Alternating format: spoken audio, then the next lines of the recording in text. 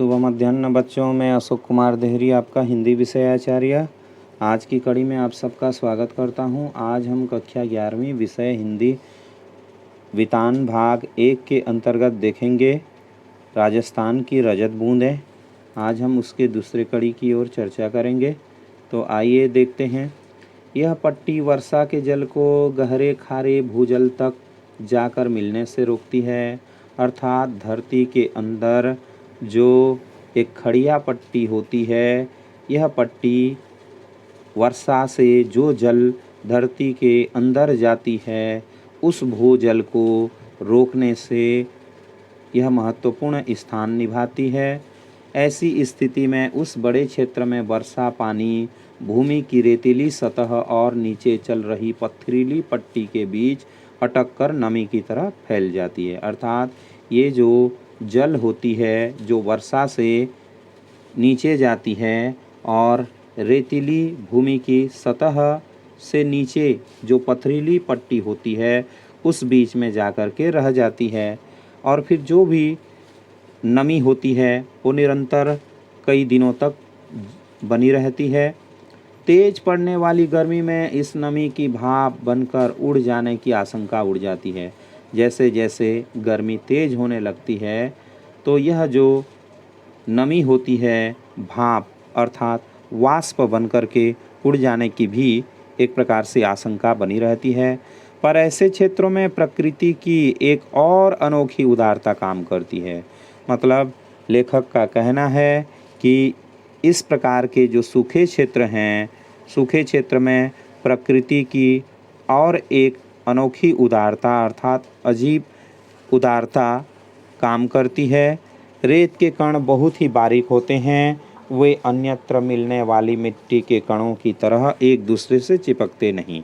अर्थात जो रेत होते हैं उसके कण बारीक होने से वे अन्यत्र मिलने वाली जो मिट्टी के कण होते हैं उसकी तरह ये आपस में नहीं चिपते। जहाँ लगाव है वहाँ अलगाव भी होता है। अर्थात जहाँ पर लगाव होता है, आकर्षण होता है, वहाँ पर अलगाव का भी भाव होता है। जिस मिट्टी के कण परस्पर चिपकते हैं वे अपनी जगह भी छोड़ते हैं। अर्थात जो मिट्टी वाले क्षेत्र होते हैं वहाँ मिट्टी अगर चिपकने लगते हैं तो उसमें जगह भी छूटता है, इसलिए दरारें होती है।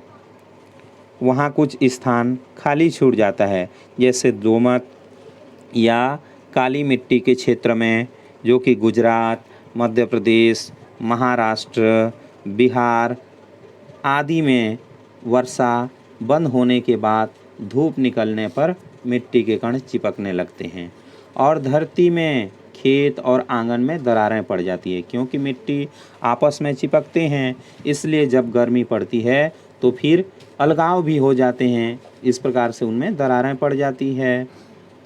धरती की संचित नमी इन दरारों से गर्मी पड़ते ही वाष्प बनकर वापस वातावरण में लौटने लगती है।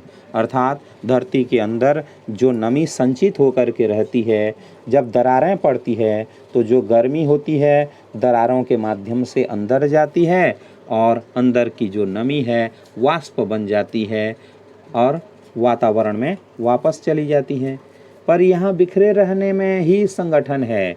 लेकिन जो रेगिस्तानी क्षेत्र है यहाँ पर इसके रेत के कण बिखरे रहते हैं, इसीलिए आपस में संगठन है। मरुभूमि में रेत के कण समान रूप से बिखरे रहते हैं। यहाँ परस्पर लगाव नहीं, इसलिए अलगाव भी नहीं होता।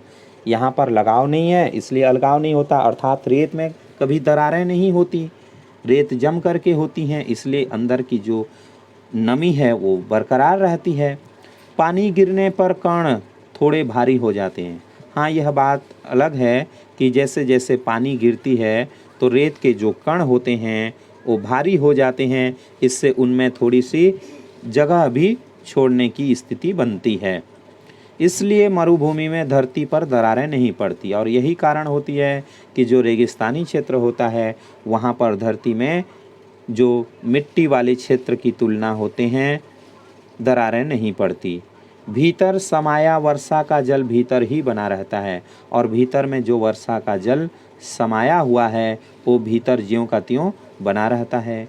एक तरफ थोड़े नीचे चल रही पट्टी इसकी रखवाली करती है, और एक बात यह है कि नीचे में जो पट्टी होती है वह इसकी रखवाली भी करने का कार्य करती है।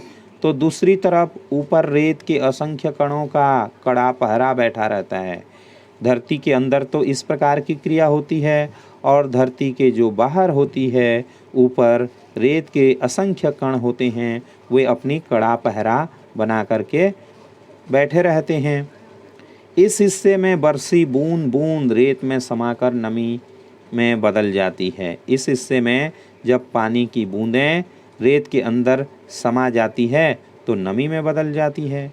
अब यहाँ कुएं बन जाए तो उनका पेट, उनकी खाली जगह चारों तरफ रेत में समाई नमी को फिर से बूंदों में बदलती है। जब यहाँ पर कुएं बना दी जाती है तो अंदर में जो खाली जगह होता है चारों तरफ रेत में समाई हुई नमी को फिर से बूंदों में एकत्र कर देता है। फिर बूंद बूंद रिसती है, और इस प्रकार से कुएं के अंदर बूंद बूंद करके पानी रिसने लगता है और कुएं में पानी जमा होने लगता है। खारे पानी के सागर में अमृत जैसा मीठा पानी, चारों ओर खारा पानी होता है और इस खारा पानी के सागर के मध्य में अमृत जैसा मीठा पानी विद्यमान होता है। इस अमृत को पाने के लिए मरुभूमि के समाज ने खूब मंथन किया है। अब इस प्रकार की अमृत युक्त पानी को प्राप्त करने के लिए जो रेगिस्तानी भागों में रहते हैं, इन लोगों ने एक प्रकार से मंथन करके विचारों को बाहर निकाला है। अपने अनुभवों को व्यवहार में उतारने का पूरा एक शास्त्र विकसित किया है। अर्थात उनको जो अनुभव प्राप्त है उस अनुभव से उन्होंने एक शास्त्र की पूरी तरह से रचना कर दी है। इस शास्त्र ने समाज के लिए उपलब्ध पानी को 3 रूपों में बांटा है। इस शास्त्र के अनुसार जो पानी उपलब्ध होती है उस उपलब्ध पानी को 3 भागों में बांट दिया गया है। पहला रूप है पालर पानी। पहले जो पानी का रूप होता है उसको पालर पानी के नाम से जानते हैं, यानी सीधे बरसात से मिलने वाला जल। यह जो पालर पानी होता है वर्षा का सीधा रूप से प्राप्त हुआ जल होता है। यह धरातल पर बहता है और इसे नदी, तालाब आदि में रोका जाता है। यहाँ आदि शब्द में भी बहुत कुछ छिपा है, उसका पूरा विवरण आगे कहीं और मिलेगा। पानी का दूसरा रूप पाताल पानी कहलाता है। यह वही भूजल है जो कुओं में से निकला जाता है, अर्थात वर्षा के समय पानी जो अंदर समा जाती है और भूमि के अंदर जो जल प्राप्त होता है वही पाताल पानी होता है। पालर पानी और पाताल पानी के बीच पानी का तीसरा रूप है रेजानी पानी। पालर पानी और पाताल पानी के जो बीच वाला पानी होता है उसको रेजानी पानी के नाम से जानते हैं। यह पानी कैसा होता है तो धरातल से नीचे उतरा लेकिन पाताल में न मिल पाया, इस पानी को हम रेजानी कहते हैं। वर्षा की मात्रा नापने में भी इंच या सेंटीमीटर नहीं बल्कि रेजा शब्द का उपयोग होता है। जैसे हमारे क्षेत्र में वर्षा को नापने के लिए इंच का इस्तेमाल किया जाता है या सेंटीमीटर का इस्तेमाल किया जाता है, परंतु यहाँ के लोग रेजा शब्द का उपयोग करते हैं। और रेजा का माप धरातल पर हुई वर्षा को नहीं, धरातल में समाई हुई वर्षा को नापता है।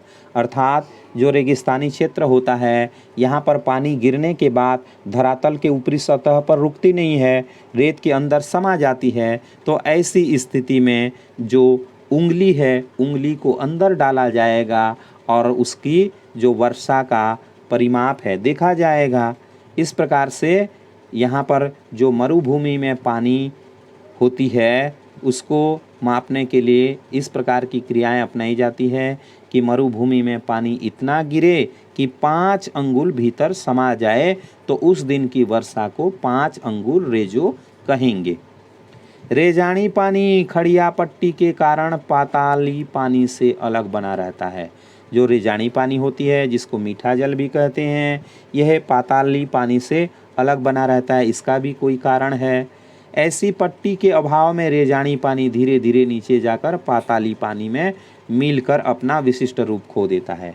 मतलब जो खड़िया पत्थर होती है, खड़िया पत्थर के कारण ही जो रेजानी पानी होती है धरती के अंदर नहीं जाती, और अगर खड़िया पत्थर नहीं है तो जो रेजानी पानी है वो धरती के अंदर चली जाएगी और पाताली पानी से मिल करके अपना जो विशिष्ट रूप है उसे नष्ट कर देगी। यदि किसी जगह भूजल पाताली पानी खारा है तो रेजानी पानी भी उसमें मिलकर खारा हो जाता है। और यही कारण है कि अगर भूजल खारा पानी बह रहा है तो ये जो पाताली पानी खारा होने के कारण से जो रेजानी पानी है वहाँ जा कर के खारा हो जाती है। तो आज के लिए इतना ही। आशा करता हूँ आज का वीडियो आपको ज़रूर अच्छा लगा होगा। यदि अच्छा लगा हो तो प्लीज़ लाइक शेयर और सब्सक्राइब करना ना भूलें।